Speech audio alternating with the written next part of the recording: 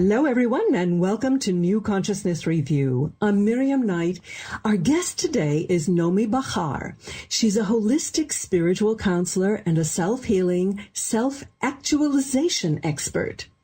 She founded and is the director of the White Cedar Institute for Expanded Living and the creator of the Gates of Power method. She's trained in psychodrama, gestalt, bioenergetics, and primal therapy, all psychotherapeutic modalities that utilize expression, creativity, imagination, and intuition. Ms. Bachar has been counseling and coaching for over 26 years, as well as lecturing and leading groups and training and facilitating workshops and so on. Anyway, today we're going to discuss her new book, which just came out yesterday, called Gates of Power, Actualize Your True Self. It's from Findhorn Press, good friends of ours, and I am so delighted to welcome Nomi. Welcome. Thank you, Miriam. Thank you. Delighted to be there. Nomi, I was reflecting on your book and your path from a very tense childhood through the Israeli army to becoming an actress and finally a psychotherapist. And two things kind of stand out to me. One is that everything in our life is a lesson, and, the good and the bad. And yes. Two, that you really need to invest the work to understand what the lessons are and to, let the bad go and really put yourself on the path to self-actualization. And that's what your book is all about. Now, tell us a bit about yourself. How did you come to on this path? How did you come to conceive of the notion of gates of power? Well, I started my practice about 26 years ago plus, and being a creator, just being a person who is very creative,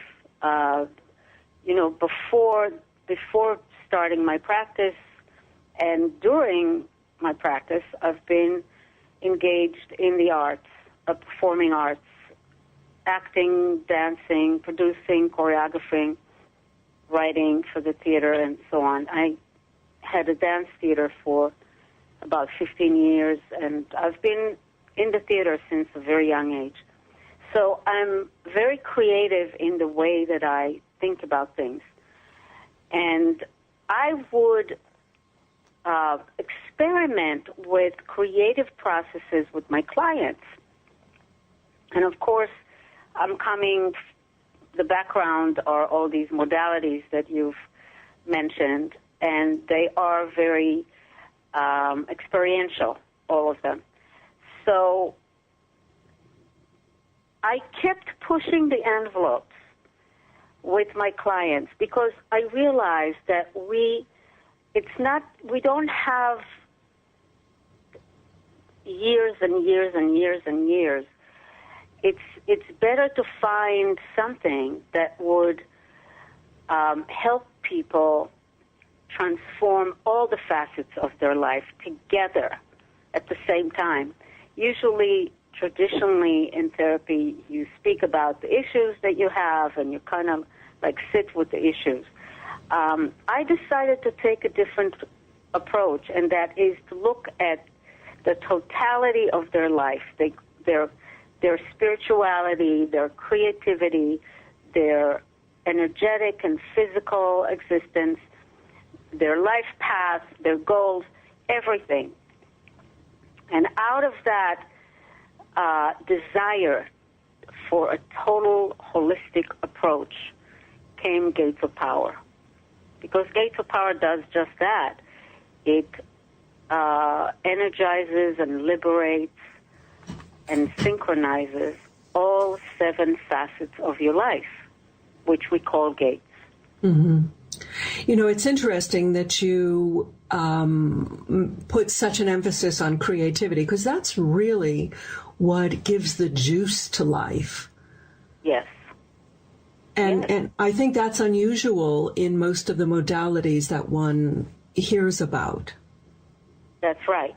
That's right. So my clients, they move, they make sounds.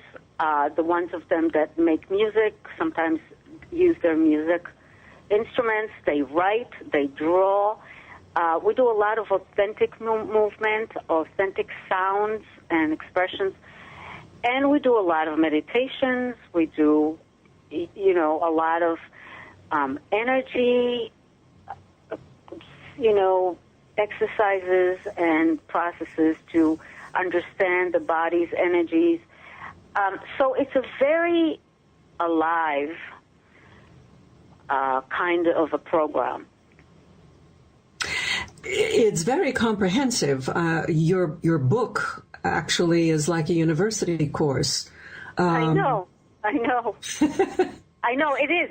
But when they're doing it, it becomes very natural to them. In the beginning, they have to understand the concept, and then once they begin to move through the processes and the exercises, they just become like fish in water. And it's very, it becomes, they love it because they're expressive, they're meditative, they're creative, they're emotive, they are physical, it's a total thing. And it's a natural thing for us to want to be total because that's our nature.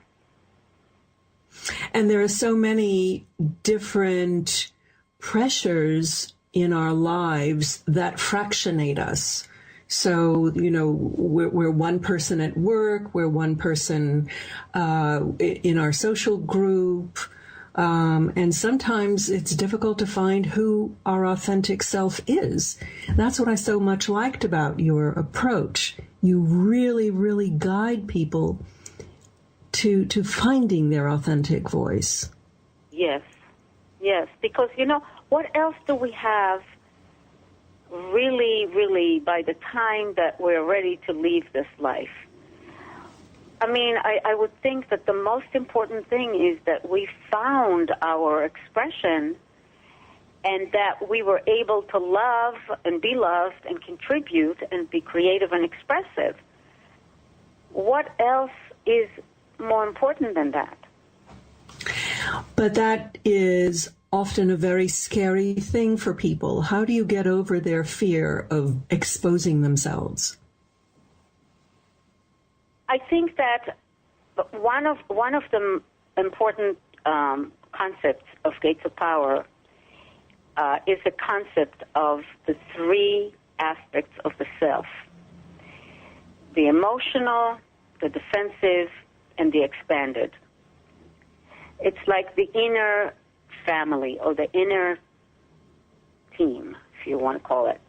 The one that is afraid is the two that are afraid are the emotional because it got hurt, and then the defensive, which is the protective modalities that we've conjured to make us safe in this life. Then the defensive self is trying to do everything to avoid being hurt. So these two are the ones that are struggling with the fear. The expanded self, the part of us that is wise and witnessing and connected to the great self, is the part that can give us courage and guidance.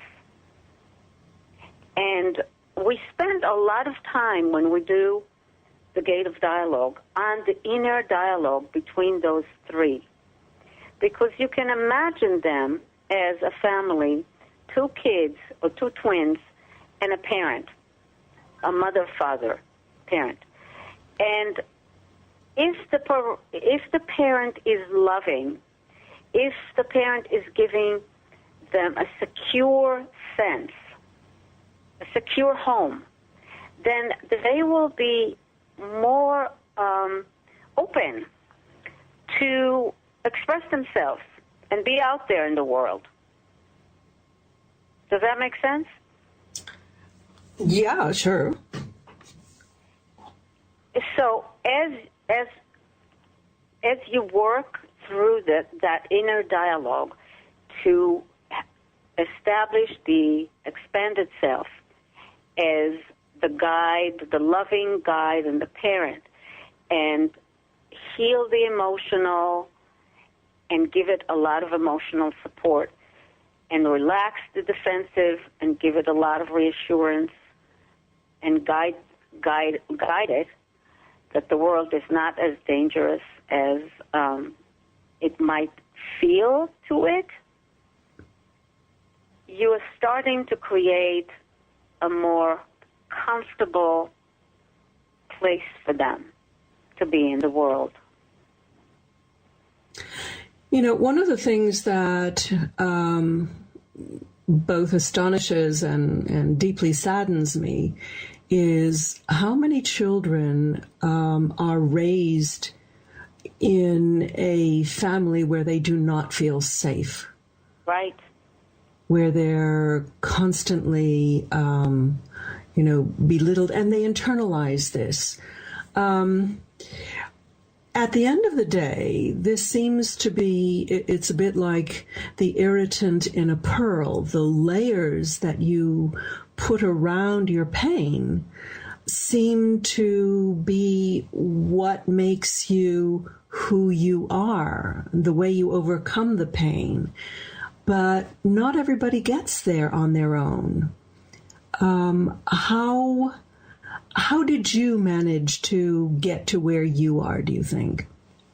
Personally, I can answer that, but before, I would say that those irritants, as you're calling them, can either create a very hard shell around you, which will not be a pearl, or if the transformation process is deep and true, then it will create a pearl. So it depends what is it that we do with those hurts and with those experiences and challenges that we had, right?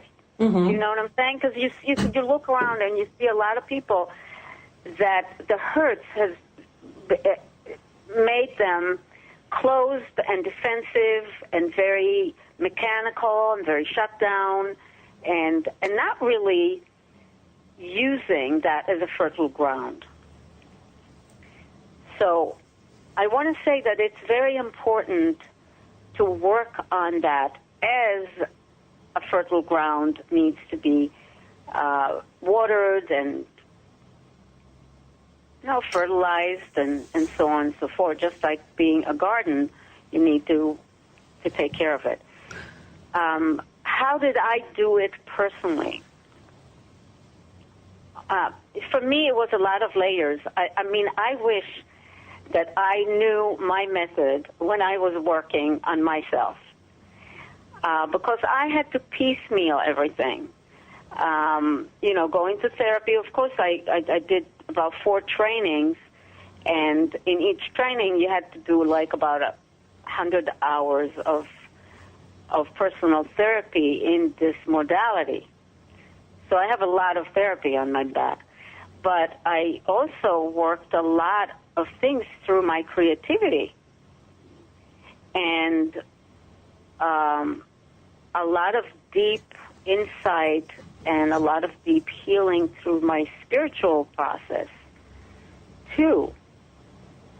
So I did my emotional work, I did my creative work, and I did my spiritual work. I've been a meditator since I was 25, I think, so it's many years now. I studied a lot of spiritual texts and explored a lot of spiritual teachers, yeah. Teachings, yes, a lot. And I worked creatively constantly by moving and by writing and drawing and also, on stage performing and creating pieces, but also personally, I have like a whole wall of journals. So I wrote a lot, personal stuff. I drew a lot. I painted a lot. You know, I'm not a painter. I doubt that any of these paintings are going to go, you know, on the wall of somebody. But I did a lot of painting. I moved a lot, meaning moving and making sounds and crying and, you know, releasing and exploring my emotions. So I had a lot of years of work, but I realized that there is a way to make it easier for people by putting all these ways of working in one system that can give that to them, where they are using their spirituality, they're using their creativity, they're using their emotions, their understanding of their body, and all in one, under the same roof, in one way of working. To me, it's very important. Because I could have I wish, as I said, that I knew that it could have shortened my process and helped me. Well, give us an example of how you work with a client. You know, you have some very interesting case studies in your book. Yes.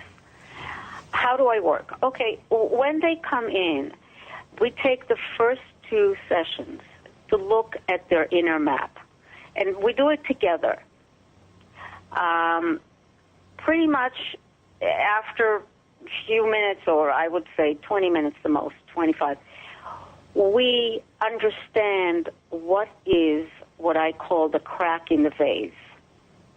That frail spot that puts the whole psyche out of alignment.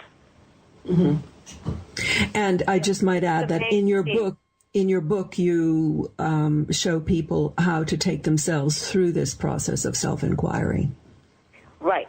So once we find that, we look at, okay, what are all the symptoms? It's just like if you go to a very good doctor, you know, really, really good, the holistic ones.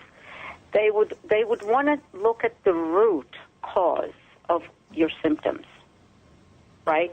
I do the same. We look at the root cause. Once we find that root cause, we begin to look at how it's affecting all the gates. How is this? Let's say that I find that the root cause or that frail spot is self-hate, self-rejection. Let's say that we find that that's what it is. We look to see how is that affecting the gate of the body. Where are the stressors? Where are the tensions in the energy field? And they can tell me. They tell me usually right away, and I can look and see, and I can point out to them. Here's a chronic spot. Here's chronic here. These, you know, and they kind of identify it together with me. Then we look at the gate of emotions, and we see how it's affected. And we go gate by gate, and we write notes. And immediately after 2 sessions, and we also look at how the aspects, the 3 aspects of the self, how they are relating with each other. And usually, let's say if you have that self-rejection theme going on, you would find that your defensive is constantly putting down your emotional and criticizing. So you can find immediately that there is a conflict between the 2 of them. Do you see what I mean? Yeah, so if you identify that this is the root cause, how do you have them deal with it? Well, then there's a whole program. Gates of Power is a curriculum, a 7-level curriculum. So they're starting by aligning. First, they understand all of that. Once they do, it takes a couple of sessions. Then they're starting to align everything. And we start by the inner dialogue. if your defensive self is continuously criticizing you, your emotional, and putting you down and badgering you and rejecting you, you cannot be whole, right? Mm-hmm. So you have to start with the inner dialogue. And I teach them to sit in each one of those aspects and to experience it and to begin a series of dialogues where you can bring the expanded self into the dialogue and begin to introduce a more loving, a more positive dialogue. It's very hard to explain that in words and in 5 minutes, you know. Mm-hmm. I'm trying to explain that in the book as much as I can, and I give a lot of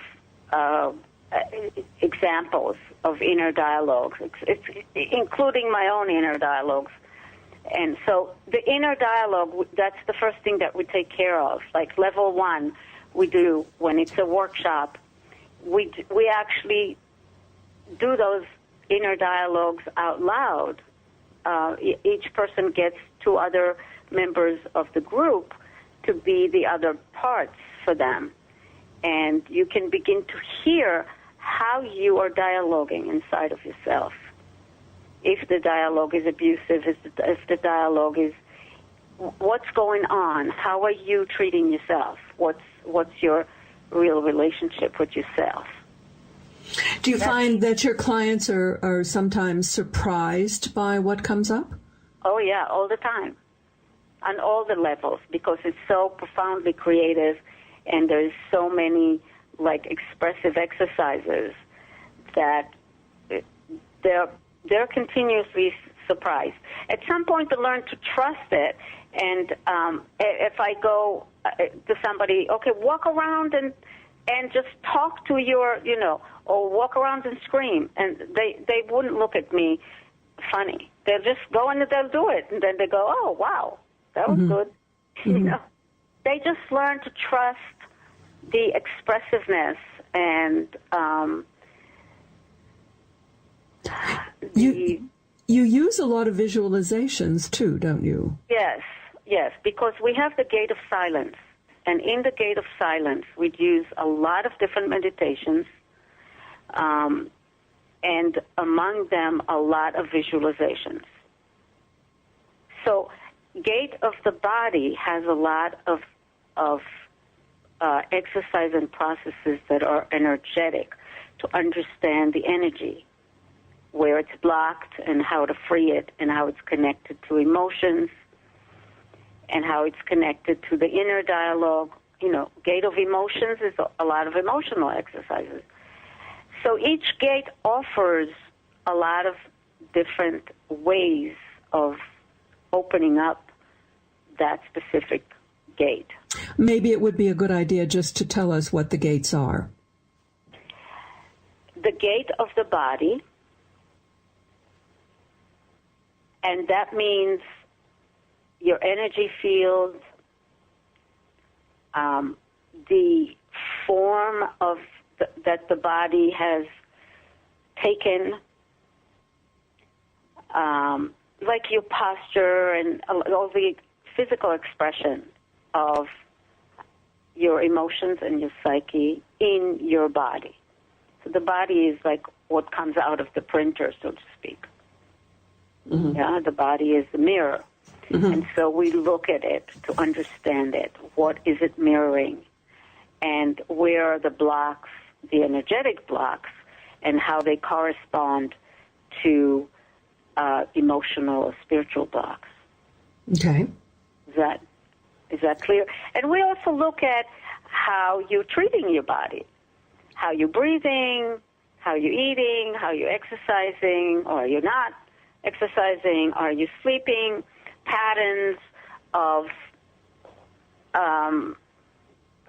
sometimes addictive patterns, and so on and so forth. So there's a lot to observe in that, mm-hmm. the gate of the body, and a lot you can work with it, opening the energy field. Okay. And that would affect the emotions. You know. Okay, that's the second gate, yeah? The second gate is the gate of emotions, you know. So, of course, there's a lot of work there. You know, many times all the painful emotions, the traumatic imprints are there in that gate, and they affect your emotional self. Sure. And the next gate? Is the gate of dialogue. The gate of dialogue is the gate of relationships. Relationships with self, because that's where all relationships start, and relationships with others and the world and in life. And the next one is the gate of creative expression. It's the gate of fun, as we say. It's the gate where you explore your creativity, your expression, your playfulness, your kind of childlike self. Very important gate. The next one is the gate of life path, which is your lessons and your contributions and the important things that you are dedicated to. You know, you can say the mission, you can say your life direction.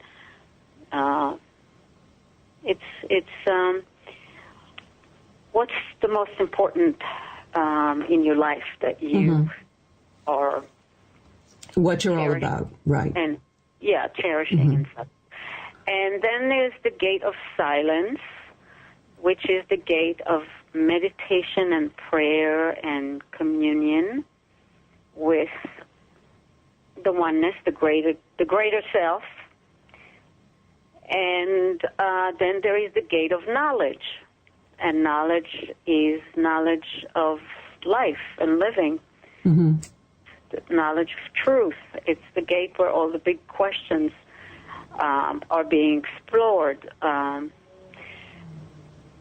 So your visual of gates of power, these are like different levels or portals that we have to go through and somehow open up and get into order.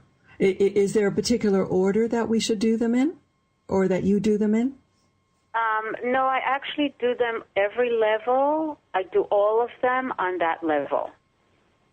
So it goes up as the levels go up, but all the gates are being worked with at the same time.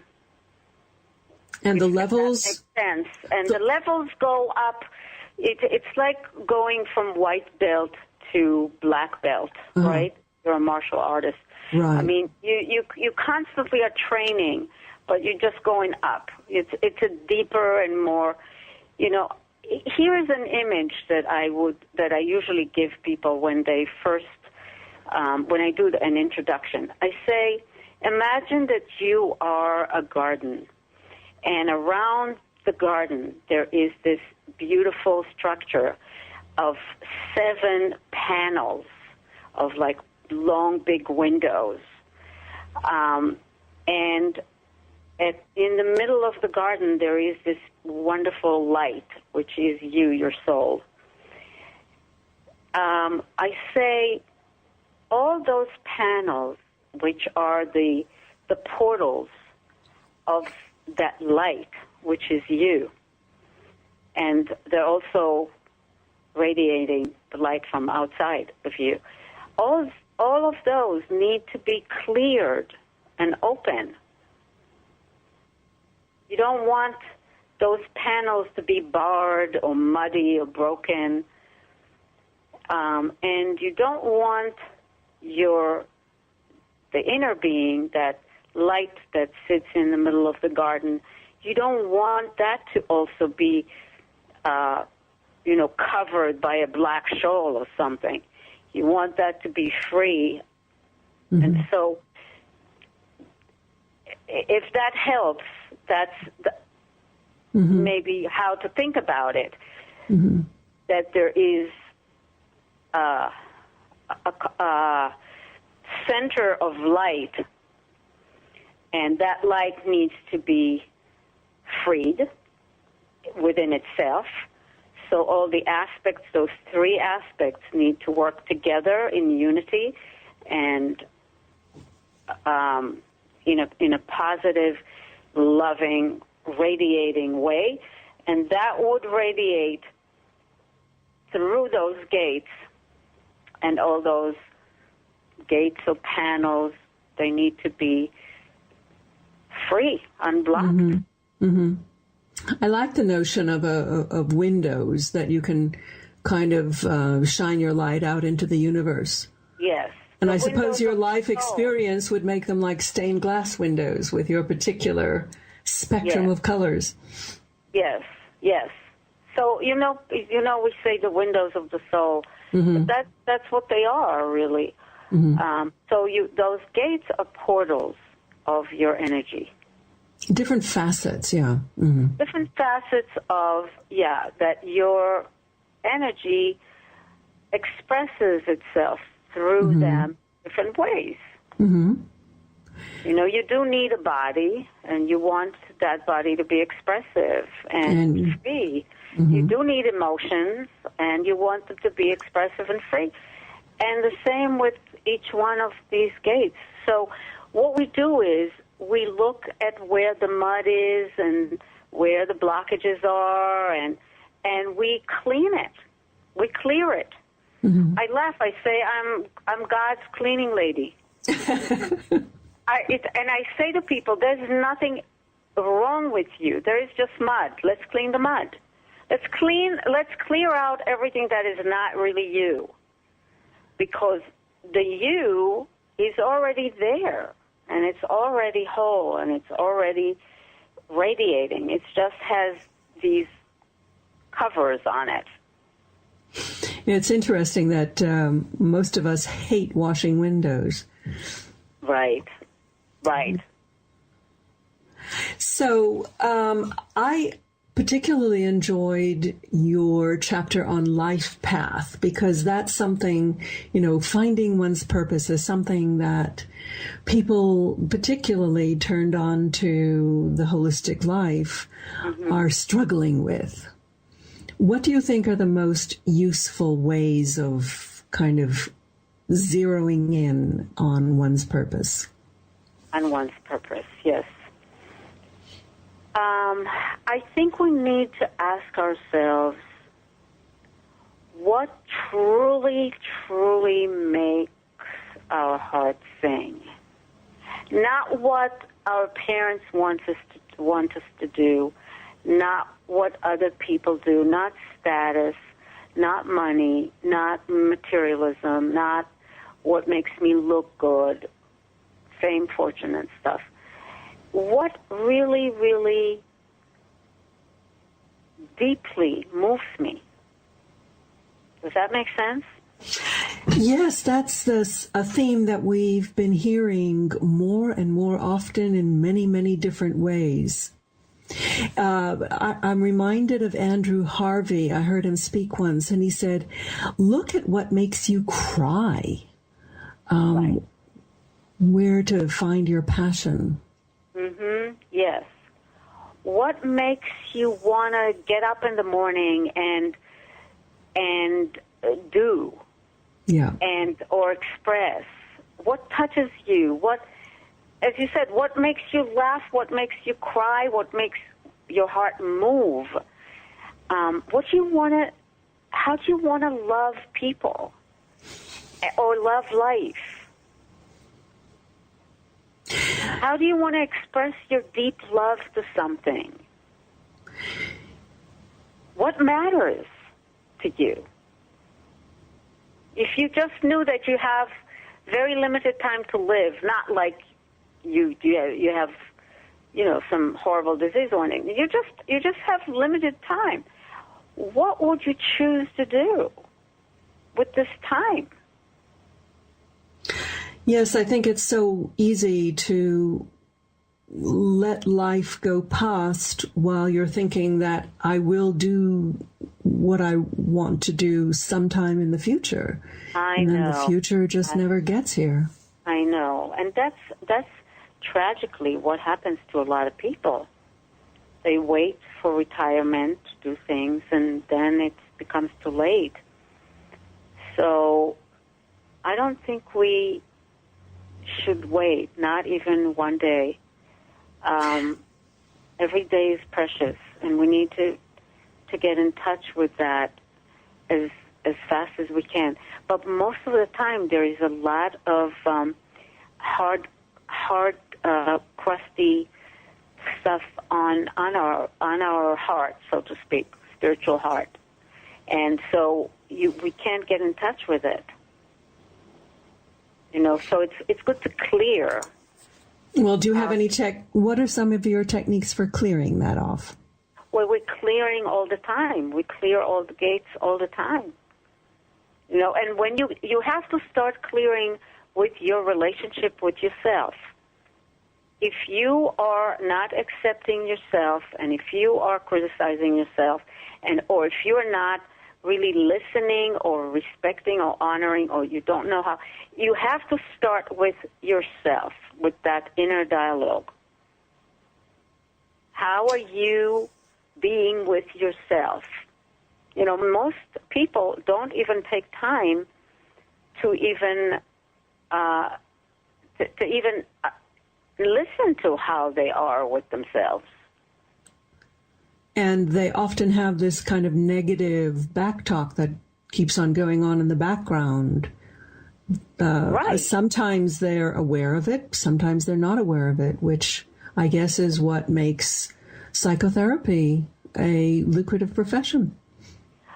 Well, that's what the first thing that, as I said, that's one of the first things that we do. I have them sit inside of those three aspects of themselves and listen to what's happening inside of them. Yeah. And because if your relationship with yourself is not loving, compassionate, and you can still grow when you're loving and compassionate towards yourself. That doesn't mean you're not going to grow. That means you're even going to grow better. But if that is not there, then it's very hard to find your passion if you're not connected with yourself. How would you find what really matters to you if you don't know who you are and you're not honoring that and you're not sitting with yourself? Good point. Yeah, you won't be able to find it. Yeah. So let's go back to the gate of silence, because so many teachers, they all come back to the same central tool, which is meditation. Why is that so useful? Because you are sitting. You're sitting and you're turning your eyes within. We are very geared towards outside.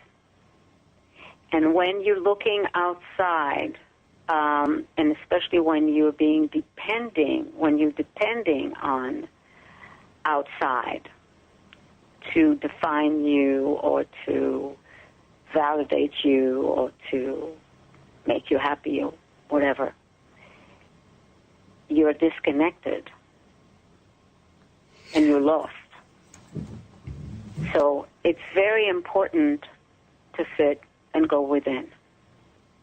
And to me, meditation, we do a lot of different meditations. To me, meditation doesn't just mean sitting with the eyes closed in the classical. No, we do emotional meditations. We do movement meditations. We do sound meditations. We do breath meditation. We do a lot of very different meditations, but they all have one thing in common, and that is going within and visiting And when you go within, you could also find that you are one with existence. And that's very healing, when you know that you're one with existence, that you are existence, and that you can find that you are everything, that you're, So it's arriving at a sense of connection to all that is, and expanding your sense of identity. Yes. First of all, finding your sense of identity. Yes, I say to people, find yourself first. Yeah. Find your human self first. And you can do that through meditations too. Yeah. Connect with that. Accept that. Cherish that, and start guiding and coaching that. And taking care, nurturing that. And then from there, you expand. Mm-hmm. Because your expanded self is that divine spark within. So it's already, so to speak, self with capital S, so God, is already sitting inside of you. It's already there. So when you start connecting to your human self, you are at the same time connecting with your expanded self. And that's a doorway that would take you to the oneness, the ultimate self, the one mm-hmm. self, the mm-hmm. cosmic self. But whether or not you believe in the oneness, you still... You will experience that. Mm-hmm. Because it's not a question even of believing. You experience that when you begin to let go of the mind, the monkey mind, and the with that, the anxieties, and as this clearing process that we're talking about is happening, and you're letting go slowly, you're finding you're more available to find that connection, to experience it. It's not an intellectual, it's an experiential. Mm-hmm. Yes, you begin to feel it, that you are one with everything. But there needs to be a bunch of clearing happening to you before you can actually really. And it goes back and forth sometimes when you sit and you can hear your monkey mind and you could feel all the anxiety running through you and all the self-doubts and everything. You're acknowledging them, you're getting in touch with it, you're allowing that to move through you and release. You are witnessing it, you're observing it, and slowly you're doing that clearing. So do you think that someone can actually go through this process using your book, or do they really need a guide? They can go through some of it through using the book. I really wrote the book to give people a good beginning, and even if they've been working or, doing this work for many years, they can still find good ways, good techniques, exercises, mm-hmm. and so on and so forth. You do give a lot of exercises in the book. Yes, and these are just like the tip of the iceberg. We really do a lot. I think that it's a good beginning. Mm-hmm. And then it would be better to actually either work one-on-one with me or get into one of the group. Have you trained other people in this method? I did not yet, but this will be my next step. Mm-hmm. I would need to train psychotherapists in this, and then they would be able to do it. So I have a lot of work. How long do you typically work with a client to take them through this whole method? It usually takes about 3 years. Yeah, and it's better to do it part as much as possible to do it with a group, because that accelerates the process. Mm-hmm. Because you're listening to other people, you're working with other people, you're getting feedback, you're sharing, and, group is a very powerful tool. I guess it makes you feel like you're not that different, and kind of a sense of strength, security in numbers. Yes.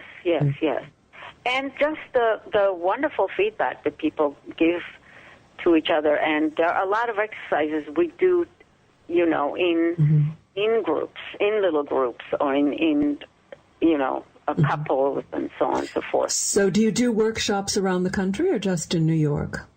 I just started now doing this in a larger scale.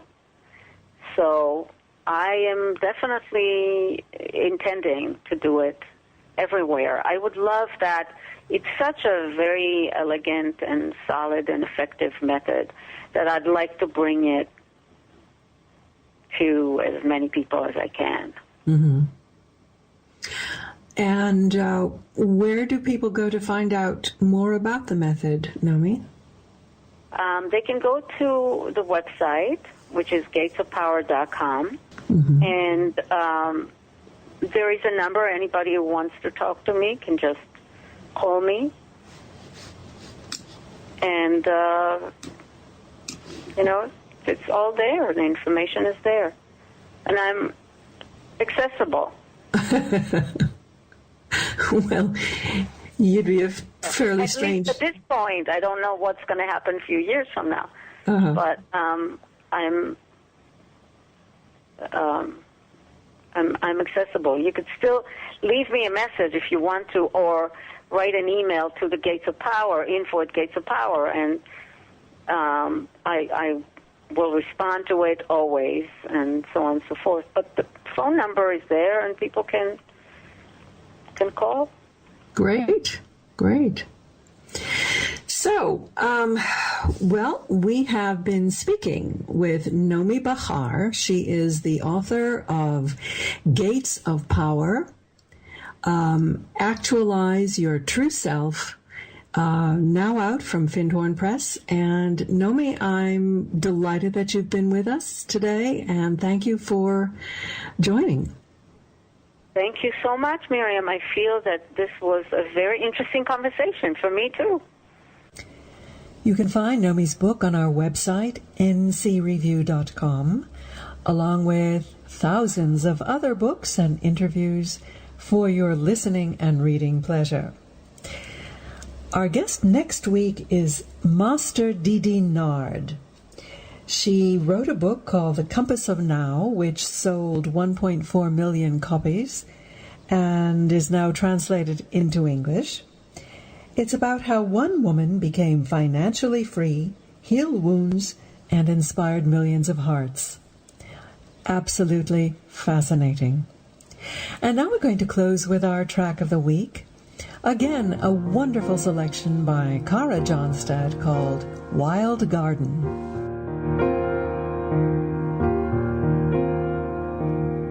I am a wild garden, untamed and oh so free. Been sitting here with the moon and the cats, growing majestically. My vines are all knotted and twisted, my grass grows straight and tall. And in the hush of the night, if you slow your breath down, you hear a pitter-pat on the prowl.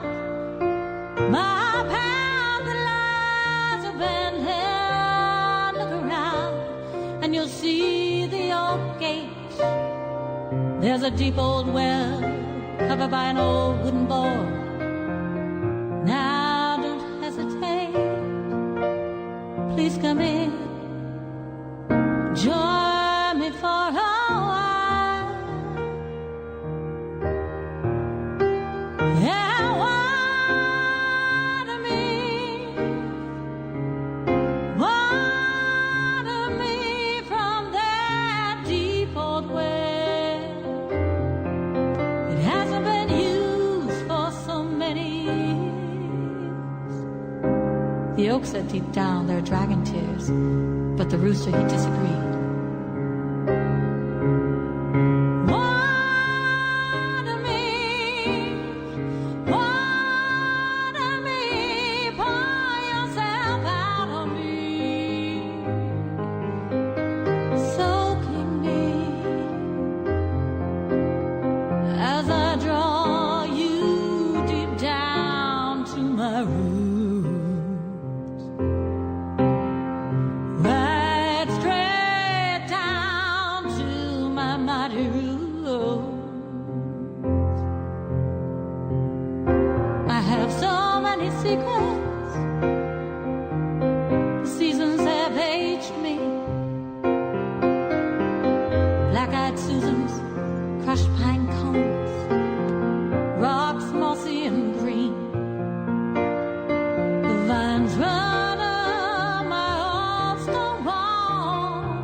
Themselves snugly around me, coiled tight, they latch onto my skin, giving me a strange sense of security. Now won't you come in and join me for a while? Yes, water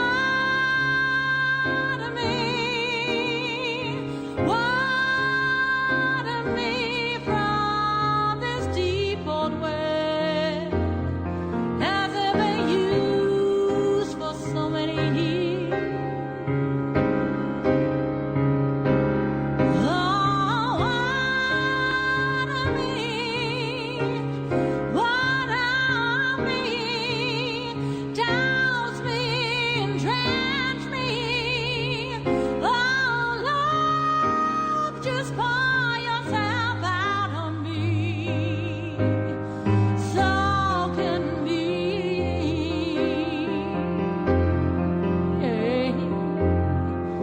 as I draw you straight down to my roots, right straight down to my mighty roots.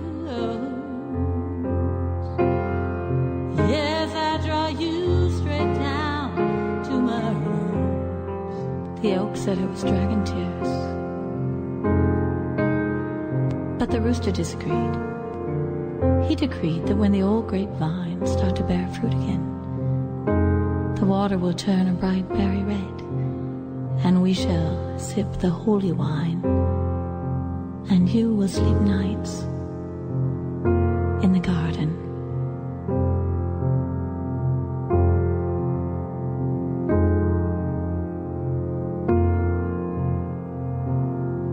Water me, simply tender me. That was Wild Garden by Kara Johnstad from her album Naked Thoughts Unplugged. Kara is a successful singer-songwriter and a voice specialist. She's also a passionate lecturer who transforms hearts through her words and music. A citizen of the world, Kara was born in the U.S. and now lives in Europe. Her website is karajohnstad.com. That's KaraJohnstad.com. Kara is one of the wonderful transformational speakers and performers in our Speakers Bureau, Luminary Voices, at luminaryvoices.com. Now here's a sneak preview for NCR radio listeners. We have just done a soft launch of our new radio network, ncmedianet.com. That's the New Consciousness Media Network at ncmedianet.com. Check it out. Well, that's our show for today. I'm so glad you could join us. Until next week, I'm Miriam Knight for New Consciousness Review. Thank you for listening. Goodbye.